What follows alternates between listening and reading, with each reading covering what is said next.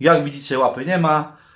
Dziś ciekawy temat, mianowicie hipertrofia. Jak budujemy mięsień, jak zbudować wielkie mięśnie, ponieważ nie samym trójbojem człowiek żyje. Jedziemy.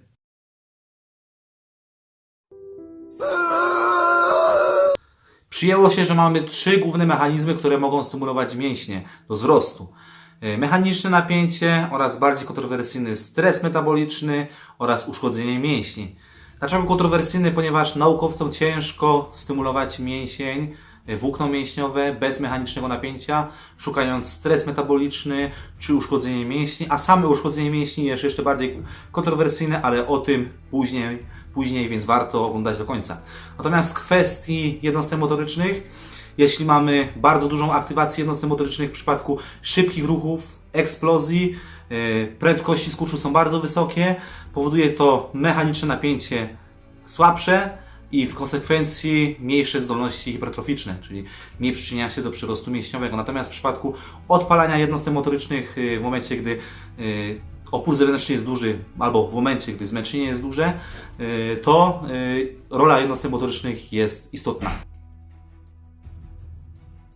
Przejdźmy teraz do mechanicznego napięcia. Są trzy główne role, które trzeba uwzględnić, rozważając rolę mechanicznego napięcia we wzroście mięśni. To jest przede wszystkim charakter bierny, czynny napięcia mechanicznego, rolę oporu zewnętrznego oraz trzecia to są skutki zmęczenia.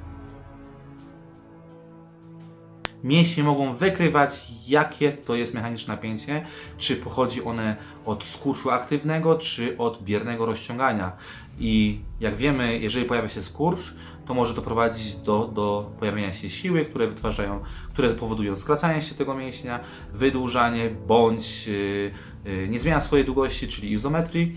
I w obu przypadkach może dojść do hipertrofii, czyli mają wpływ na stymulację do wzrostu mięśniowego, co oczywiście jest związane z mechanicznym napięciem.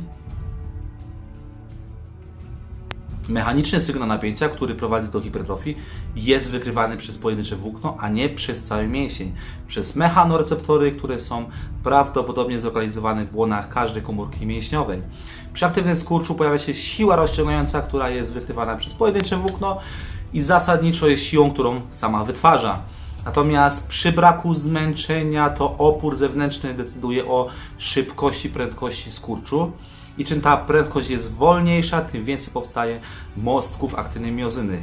I ich liczba tych mostków aktynnej miozyny decyduje o tym, określa siłę wytwarzaną przez mięsień. Gdy pojawia się wielokrotnie skurcz, pojawia się zmęczenie, a wraz ze zmęczeniem dane jednostki motoryczne nie wytwarzają odpowiedniej siły.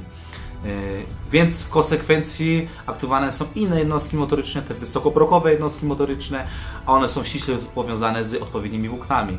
No i dzięki czemu kontynuowany jest ruch aż do upadku. Natomiast te zmęczenie powoduje zmniejszenie prędkości, a jest to ściśle związane, te zmniejszenie prędkości jest ściśle związane z pojawieniem się metabolitów w mięśniach. Rola stresu metabolicznego jest mniej wyraźna, z tego względu, iż ciężko naukowcom stymulować włókno mięśniowe bez mechanicznego napięcia, szukając stresu metabolicznego. Obecnie rolę stresu metabolicznego tłumaczy się dobrze przez wpływ zmęczenia na zwiększenie napięcia mechanicznego podczas serii. Podczas hipertrofii, gdy chcemy mierzyć objętość, powinniśmy brać pod uwagę tylko te powtórzenia, które są najbardziej stymulujące, czyli te, które powodują aktywację wysokoprogowych jednostek motorycznych, które są aktywowane przez właśnie zmniejszenie prędkości, na przykład skurczu, czyli przemieszczania się sztangi. Natomiast gdy trenujemy w rezerwie na przykład jednego czy dwóch powtórzeń, to musimy to nadrobić w kolejnych seriach, aby ta objętość była odpowiednio stymulująca. Natomiast czy powinno się zawsze trenować do upadku, wykonywać powtórzenia wymuszone, lepiej nie przesadzać, ponieważ jest to też mocno kontuzjogenne, natomiast bezpieczeństwo w treningu jest bardzo ważne. Możemy budować hipertrofię albo stymulować wzrost mięśniowy na ciężarach i bardzo dużych, i małych, ale nie skrajnie małych, czyli powiedzmy między jedno powtórzenie a 30 powtórzeń. Oczywiście, no, łatwiej zrobić 3 serie po 5 niż 15 serii po jednym powtórzeniu, więc bardzo ważną kwestią też w budowaniu mięśni jest objętość, czyli liczenie tych powtórzeń, które są najbardziej stymulujące do wzrostu. Jest to duży ciężar, więc aktywuje większą ilość jednostek motorycznych, a sam ciężar czy opór zewnętrzny jest na tyle duży, że uniemożliwia powstawanie dużej prędkości skurczu, więc napięcie mechaniczne jest bardzo duże.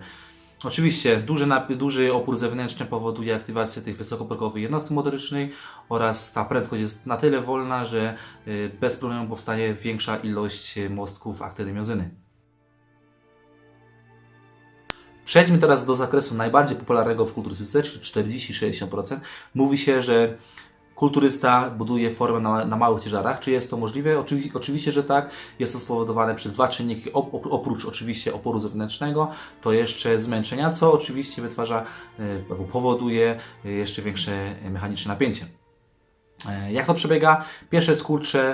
Za te pierwsze skurcze są odpowiedzialne te niskoprogowe jednostki motoryczne i z każdym kolejnym powtórzeniem jest coraz więcej metabolitów, pojawia się coraz większe zmęczenie i są aktywowane te wysokoprogowe jednostki motoryczne, aby zrekompensować straty wynikające ze zmęczenia, czyli straty w wytwarzaniu siły. Dodam jeszcze do tego bardzo ważną kwestię, mianowicie jest to mały ciężar 40-60%, natomiast jest on odpowiednio duży, czyli jest to duży ciężar w tym zakresie, czyli można wykonać 15 powtórzeń z zapasem na 10 powtórzeń, co będzie niską intensywnością i nie będzie to w ogóle efektywne, natomiast można wykonać 15 powtórzeń maksymalnych.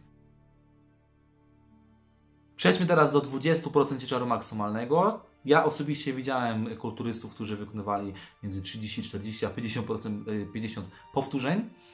Czy ma to sens? Według mnie nie ma to sensu. Dlaczego? Już wyjaśniam. Jak wiemy, obciążenie mechaniczne rośnie wraz z pojawiającym się zmęczeniem. I czym większe jest zmęczenie, tym jeszcze większa ilość jednostek motorycznych jest aktywowana, a doprowadzamy do upadku i mamy mechaniczne napięcie duże, zmęczenie było duże, no i to stymuluje do wzrostu. Natomiast w tym przypadku charakter zmęczenia się zmienia, czyli z aktywności beztlenowych zmienia się na aerobową aktywność.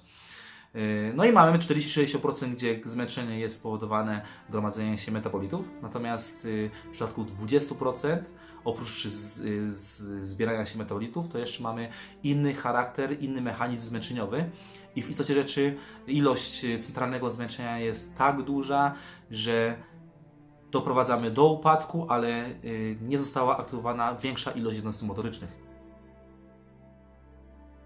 Jest bardzo dobrą miarą dawkowania bodźca przez trening, ale tylko w przypadku, gdy mierzymy ten czas, w którym te włókna jednostek motorycznych wysokoprogowych są podawane bardzo wysokim napięciom mechanicznym, czyli w przypadku, gdy prędkość skurczu jest wolna. Natomiast w przypadku, gdy wykorzystamy z wolnego tempa, szybkiego tempa, ten stymulujący czas pod napięciem jest stały. Natomiast te powtórzenia, które są wykonywane wolno, ale nie w przypadku, gdy wykonujesz specjalnie wolno, tylko w przypadku, gdy opór zewnętrzny i zmęczenie jest tak duże, że nie jesteś w stanie szybko wyciskać, pomimo że się bardzo starasz. Czyli w tym przypadku te powtórzenia, ten czas pod napięciem jest właściwie w strefie hipertroficznej i jest najbardziej efektywny, ponieważ wtedy aktywujemy jeszcze większą ilość jednostek motorycznych, te skurcze są wolne, jest większa liczba tych mostków aktynomiozyny, więc same napięcie mechaniczne jest większe i w takim przypadku liczenie tych powtórzeń efektywnych jest najbardziej miarodajne. Pokrótce Wam opisałem, na czym polega hipertrofia.